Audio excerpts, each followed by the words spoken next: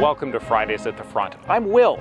This is a collaboration between the Shenandoah Valley Battlefield Foundation and Civil War Digital Digest. We want to bring you some great history from here in the Valley and encourage you to come here and see it for yourself.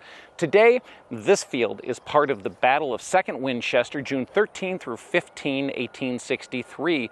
It's a battle that's not as well known as others and deserves some attention. Over here is Winchester. General Milroy has decided the city is untenable and he must retreat north. In the middle of the night, he orders that men and horses will leave. The artillery spikes the guns, cuts up the harness, and even destroys the carriages. The wagons are left behind. Soldiers march out and they make sure they take all the horse flesh with them they can. Behind us is the Valley Pike, that major thoroughfare through the Shenandoah Valley. And Milroy is marching this direction as he heads north along this road. Well, he's not the only one on the march. Turn around the other direction, and coming up on his right flank is General Allegheny Johnson with his Confederate forces marching to try and cut the Union soldiers off. There's a railroad cut right here that serves as a perfect defensive position, and his men take up position there and they spring a trap on the Union Army. Further to the north, the 1st Federal forces are engaged.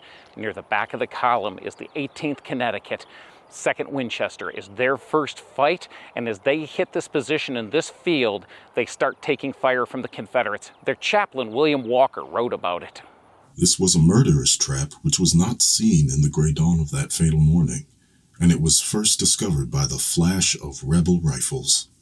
Chaplain William Walker. As the 18th comes into line, they're next to their sister regiment, the 87th Pennsylvania. General Milroy orders the 87th forward, but that information doesn't get to the 18th.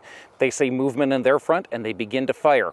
Unfortunately, this is friendly fire, and Milroy himself helps get the information to the 18th, break it up, and stop them firing on their own soldiers.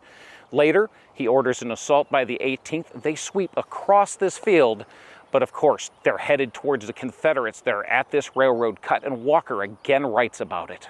The Union forces could see nothing else as they charged into the woods and up the crossroad. Hence, the rebels had every advantage and were not slow to improve it. The second assault fails just like the first one. The Union soldiers are pushed back on the other side of the Valley Pike, and just west of there is a position where a large portion of Milroy's army, many of the 18th Connecticut included, surrender. They're traded a couple of weeks later and will be back in service within several months, but for now, their first fight is over in capture. Now that Milroy's army is dealt with, the Valley Pike is again open, and the Army of Northern Virginia continues north on its invasion into Pennsylvania and Gettysburg. We hope you've enjoyed this little bit of history from the Shenandoah Valley. We'll see you again soon.